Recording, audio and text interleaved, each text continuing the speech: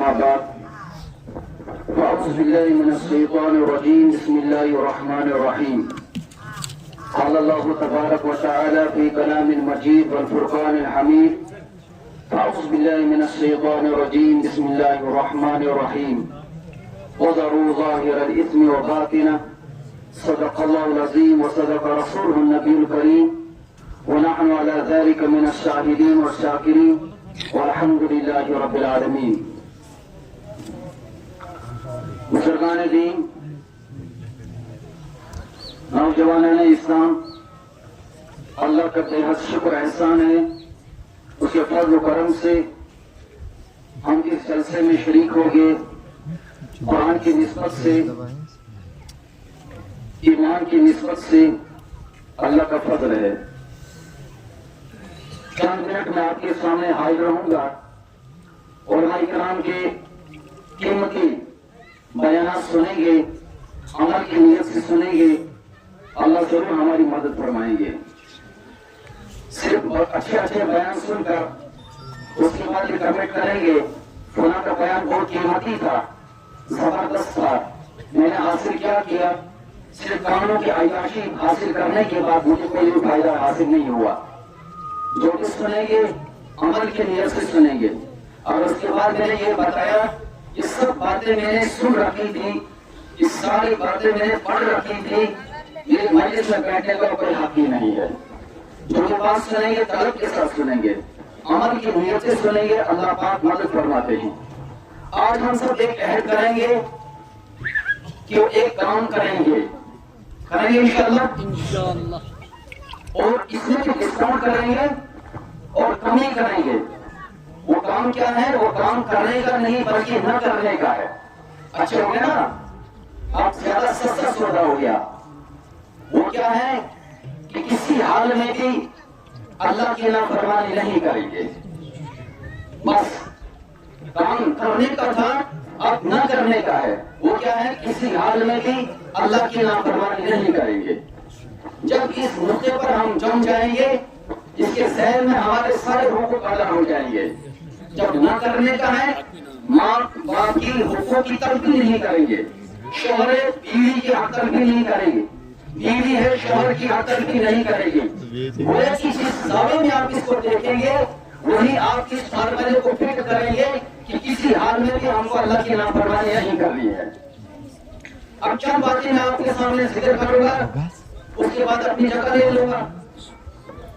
انسان جلدی کب ہو جاتا ہے، نافرمانی پر کب ڈٹ جاتا ہے؟ سب سے پہلے انسان اپنے دل میں بسا لیتا ہے میرا کسی کو کوئی علم نہیں ہے. حالانکہ انسان کی خام خیالی ہے. اللہ رب العزت قرآن کے اندر ارشاد فرماتے ہیں ان ربک لبالمرصاد. کیا انسان سوچتا ہے اللہ رب العزت نافرمانیوں کی گھات میں بیٹھا ہوا ہے؟ اس کی مثال آپ کو میں دے دوں گا. وہ کیا مثال ہے؟ شکاری ہوتے ہیں، شکاری شکار کرنے والے. بندوق کی آگے جھالی کے اوپر چھوٹا سا نقطہ ہوتا ہے، اس کی نوک کے ساتھ اپنی آنکھوں کی اس تیز روشنی کو ہٹ کر کے آگے شکار پر ٹک ٹکی باندھ کر بیٹھ جاتے ہیں. ان ربک لبالمرصاد. ایک چھوٹا سا آپ کو میں واقعہ بتا دوں گا. مرغے ہوتے ہیں نا، مرغے 3 قسم کے ہوتے ہیں. کتنے قسم کے ہوتے ہیں؟ 3 قسم کے ہوتے ہیں. ایک مرغا جنگل میں ہوتا ہے، جو جنگل میں جاتے ہیں انسان بالن لانے کے لیے، ویسے گھومنے پھرنے کے لیے ان کو بہت تجربہ ہوتا ہے. جب وہ مرغا وہاں پر ہوتا ہے نا، جیسے کہیں سے آواز آ گئی کھٹاک کی، ایک دم اپنی پوزیشن میں آ جاتا، اپنا حفاظت کر لیتا، اپنی جان بچا لیتا ہے. ایک مرغا یہ ہوتا ہے. دوسرا مرغا گھروں میں ہوتا ہے، جان طور پر گھر میں آسان دیتا ہے. رسول کریم علیہ السلام نے ارشاد فرمایا لا تسبوا الدین. مرغے کو بھی گالی نہیں دینا. ہمارے گالیاں عام طور پر ہیں. ہمارے یہاں گالیاں آپ کو میں مثال بتا دوں گا. ہمارے یہاں گھروں میں دوائیاں ہوتی ہیں کھانے پینے کی، سبوں کو ہوتی ہے نا. ہم کیا کہتے ہیں؟ دوائی کھانے سے پہلے کہتے ہیں یار پیشاب بتانا نہیں چاہیے، لیکن گندے الفاظ ان کے لیے استعمال کرتے ہیں. یا دیکھو پیشاب کیا، آگ لگ جائے ان دوائیوں کو. اس کے بعد کہتے ہیں بسم اللہ الرحمن الرحیم. پہلے یہ کر دیا، اب اس کے بعد کھانا شروع کر دیتے.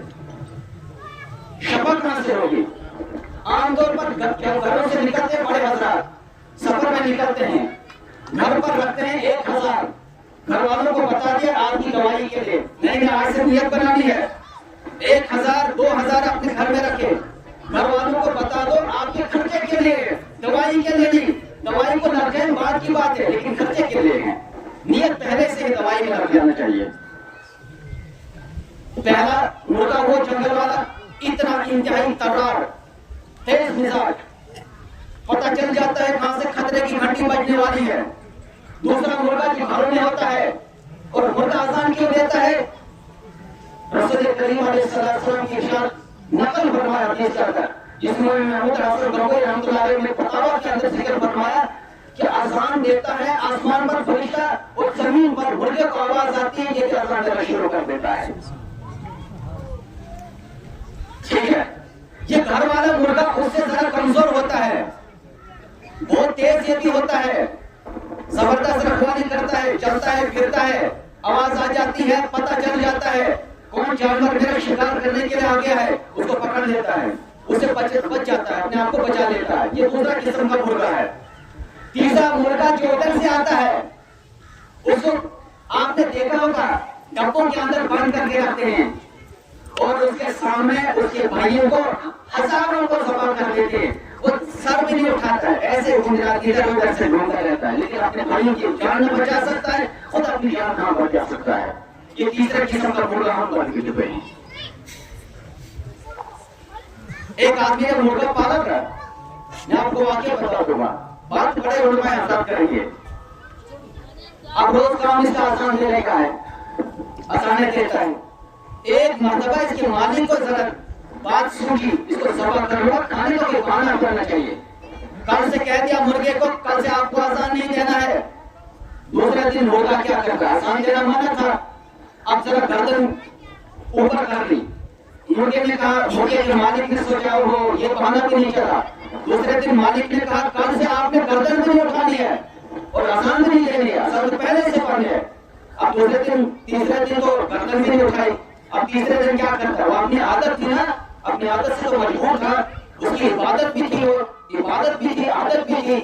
تیسرے دن اپنے پروں کو پھڑپھڑایا اور تیسرے دن مالک نے کہا نہیں، نہ آسان دینی ہے، نہ گردن اٹھانی ہے اور نہ اپنے پروں کو پھیلانا ہے، کچھ بھی نہیں کر سکتا ہے۔ چوتھے دن اب کون سا بہانا ہے، چوتھے دن کہا سارے کام بند، اب تجھے انڈا دینا ہے، اور اب تو رونے لگا، پاؤں سر پر اٹھا دیا۔ مالک نے کہا کیوں روتے ہو، کہا مصیبت آ گئی، اب تو جان بچنے کی کوئی بھی صورت نظر نہیں آتی ہے، لیکن رو رہا ہوں اس لیے کاش میں مر جاتا اذان پر، انڈے دینے پر کبھی نہیں مرتا۔ بات وہی ہے، ہم سلیل و خوار ہو کے اس طرح سے نہیں ہونے چاہیے تھے، میرے ہاتھ میں قرآن ہوتا ذریعہ نہیں ہونا چاہیے تھا۔ اگر حالات آ جاتے، قرآن پڑھتے آ جاتے، نماز پڑھتے آ جاتے، اللہ راضی ہوتے، لیکن حالات میں نے سب کھیل کر گھر میں لائے۔ تو پہلی بات کیا ہے کہ سب بندے سوچتے ہیں کہ اللہ مجھے دیکھتے نہیں، اللہ رب العزت فرماتے ہیں ربک بالمرصاد، میں تیری کھات میں بیٹھا ہوں دیکھ رہا ہوں، سکین کرنا جس کو کہتے ہیں انگریزی میں، سکیننگ ہوتی ہے نا، ایسے اللہ رب العزت بندے کی سکیننگ کرتے ہیں۔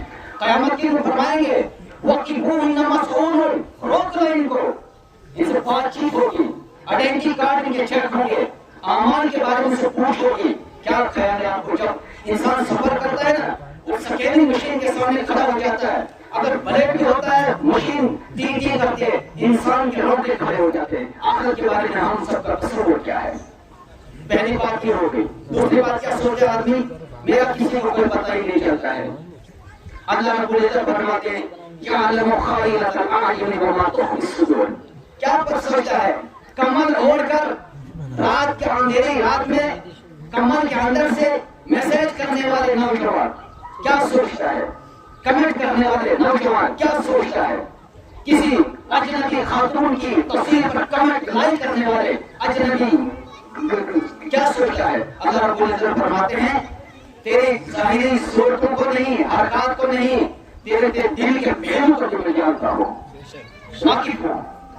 پہلی بات سوچتا ہے کہ مجھے کوئی دیکھتا نہیں، میرا کسی کو پتہ نہیں چلتا ہے۔ تیسری بات کیا سوچتا ہے، گناہ کر لیں گے، نافرمانی کر لیں گے اکیلے میں بیٹھ کر۔ اللہ رب العزت قرآن کے اندر ارشاد فرماتا फरमाते हैं वो माकुम अय्युमा कुंतुम, जब तुम दो होते हो तीसरे में अल्लाह होता हूँ, जब तुम एक होते हो दूसरा मैं होता हूँ, तुम तीन होते हो चौथा मैं होता हूँ, बच नहीं सकते हो। चौथा क्या है यार, मेरा कोई बिगाड़ नहीं सकता है, सियासत वाले मेरे हाथ में है, बड़े बड़े आदमी मेरे कब्जे में हैं, मुझे घुमाता हूँ सब इकट्ठे हो जाते हैं। अल्लाह रब्बुल इज्जत फरमाते हैं और नौजवान एक औकत में पढ़ने वाले इतने जल्दी मत हो जा, इन्ना अख़ज़हु अलीमुन शदीद, उसकी पकड़ जबरदस्त अलमसा होती है। वसब्ब अलैहिम रब्बुका सूअल अज़ाब, जिन पर भी बरसा उस अज़ाब का कोड़ा जबरदस्त किस्म का पड़ा, फिर कोई बचा नहीं सकता है। इससे मेरे भाई आज मौका है, हमको बड़े उलमा किराम आते हैं, मवाइज़ हसना सुनाते हैं, मेरे और आपके लिए बातें सुनाते हैं, हम सबको तौबा पक्की करना है। तौबा पक्की करने के बाद उसके बाद जाने के बाद हमको एक चीज देकर जाना है, ये मदरसे हमारे हैं, ये मदरसे नहीं होते सर पर टोपियां शायद नहीं होती, ये मदरसे नहीं होते सुन्नत वाले दाढ़ी भी नजर नहीं आती, ये मदरसे नहीं होती, ये लिबास आपको भी नजर नहीं आते, ये सब देन है इन मदरसों की। अल्लाह रब्बुल इज्जत ने खजाने गैब से हमको एक खजाना अता फरमाया मदरसों की शक्ल में, हमको बादशाह का हिस्सा इसके अंदर हिस्सा डालना है, काम में दिल में सुख में जिस तरह से हो सकता है इनकी मदद करना है। अबू नस्र का वाक़या आपको सुनाता अपनी बात खत्म कर दूंगा। अबू नस्र एक आदमी गुजरा है, माशी अखबार से कोई तंगदस्त हो गया, अपने शेख की खिदमत में पहुंच गया और अपने तंगमाशी की शिकायत की। शेख ने कहा कि आप एक काम करें, जाएं वहां पर और अपना कारोबार शुरू करें। उसने कहा मेरे पास कारोबार है ही नहीं। कहा जब आप कारोबार शुरू करेंगे मैं आपके दुआ भी करूंगा। तो उन्होंने कारोबार क्या शुरू करना था, शेख साहब ने कहा कि जान ले जाए समंदर में डाल दें। समंदर में डाला और वहां से एक मछली जाल में फंस गई, वापस घर पर लाए। घर पर वापस लाने के बाद शेख साहब को कहा कि आप आए। शेख ने कहा उनके उस्ताद ने, न मैं खुद खाऊंगा न आप घर में खाएं, एक काम करें इस मछली को शहर में लेकर जाकर इसको फरोख्त कर दें। चले गए शहर में फरोख्त करके आए और वहां से बहुत पैसा आ गया। पैसों के बदले में उनको बहुत सारी रोटियां हासिल हो गई और घर में बीवी बच्चों के लिए लेकर आ रहे। जब रास्ते में पहुंचे वहाँ चौराहे पर एक डिब्बा एक खातून खड़ी है और उसके साथ में दो बच्चे हैं, मुंह से पिलपिला रहे हैं, निढाल हो रहे हैं। वो भाग्य कशी की शिकार ऐसे हैं कि तन मन खत्म हो गया है। अब इन्होंने उनसे इल्तिजा की कि हम बहुत दिनों से वाकई में हैं। ये सोचने लगा बहुत दिनों के बाद आज खर्चा करना घर ले जाना चाहिए, लेकिन आगे पर फैसला कर लिया और ये चंद रोटियां उन देवा और उसके बच्चों को दे दी और वापस घर पर आ गए। घर में रहने लगे और अचानक दूसरे दिन एक आदमी आया और गांव में आवाज लगाई, अबू नस्र का घर कहाँ है, अबू नस्र का घर कहाँ है। सबने कहा खुला जगह पर है और आवाज दे रहा था। इसके वालिद ने मेरे पास 5,000 रुपये बतौर अमानत रखे थे, आज आपका घर मिल गया, ये ले लीजिए आपके 5,000 रुपये। 5,000 रुपये मिल गए, खुश हो गया और उसके बाद वो 5,000 से कारोबार शुरू किया। बहुत वसत होगी कारोबार के अंदर, माशी अखबार से बढ़ गया, खर्च करने लगा। मुख्तसर आपको बता रहा हूँ, खर्च करते करते सेठ बन गया और एक दिन के दिन के अंदर बात आ गई, बहुत अच्छा हुआ, मैं बहुत खर्च करता हूँ अल्लाह के रास्ते में, मेरा जैसा शायद गाँव में कोई भी नहीं है। तो अल्लाह मुझसे राजी हो गए। एक दिन सोए और सोने की हालत में ख्वाब आ गए। ख्वाब में कयामत का मंजर देखते हैं, हिसाब किताब की घड़ी है और नस्र भी यही है और इसके अमल को तोला जा रहा है। जब इसके सारे अमलों को तोला, देख रहा कि मेरे अमल की यहाँ कोई फायदा नजर नहीं आ रहा। जो भी अमल तोड़ते हैं अल्लाह रब्बुल इज्जत फरमाते हैं सब रिया से भरे हैं, घमंड और तकब्बुर सब यहाँ पर भरे, आपके हिस्से में कुछ नहीं आ रहा, कुछ भी इसको समझ में नहीं आ रहा। जब लास्ट पर अल्लाह रब्बुल इज्जत ने इसको बताया फरिश्तों को, वो जो रोटियां इसने यतीमों को दे दी थी वो भी इसके पर्दे में डाल दो। तो एक तराजू के एक हिस्से में उसकी वो रोटियां भी डाल दी। आप देखा कि बराबर सराबर पर्दे हो गए, लेकिन अभी भी फैसला मुकम्मल नहीं हो सकता है, गरम इलाके में चला जाए, हो सकता है कि अल्लाह रब्बुल इज्जत की पकड़ आ जाए। अभी भी आखिरी वाला फैसला कुछ नहीं है, बराबर अब तो परेशान हो गया कि छोड़ने की कोई हालत नहीं है, बचने की कोई सूरत नहीं है। अल्लाह रब्बुल इज्जत ने फरिश्तों से फरमाया कि इसको पूछो, घमंड में आ गया था, मैं वोट खर्च करता हूँ, मैं वोट देता हूँ, एक चीज बच रही है, रोटियां देने के बाद ये बच्चियों ने खाई, उनके बच्चियों के चेहरे पर जो मुस्कुराहट आई, उस मुस्कुराहट को भी इस तराजू के अंदर डाल दो। जैसे डाल दिया, उसके तराजू झुक गया, अल्लाह रब्बुल इज्जत ने जन्नत के अंदर दाखिल कर दिया।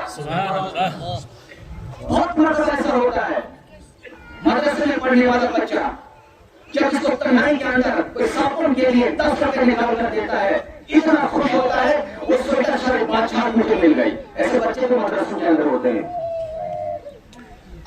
हालात के अंदर निकल कर आते हैं, और जब यहाँ से जाते हैं ना, क्या बताऊं आपको, जब लिबास पहनते हैं, जब इमाम बनते हैं, वक्त का बादशाह उनके पीछे नमाज पढ़ना का मजबूर हो जाता है। ये वही बच्चा होता है, और बनता कहाँ से? सिर्फ आपके 10 रुपए से लेकर लाख रुपए तक देने में, जितना आप देते हैं सब आपके हिस्से में जाता है। अल्लाह रब्बुल इज्जत हम सबको मदरसे की कदर करने की, उलमा इकराम की कदर करने की हम सबको तौफीक नसीब फरमाए। व आखिर दावाना अनिल हम्दुलिल्लाहि रब्बिल आलमीन।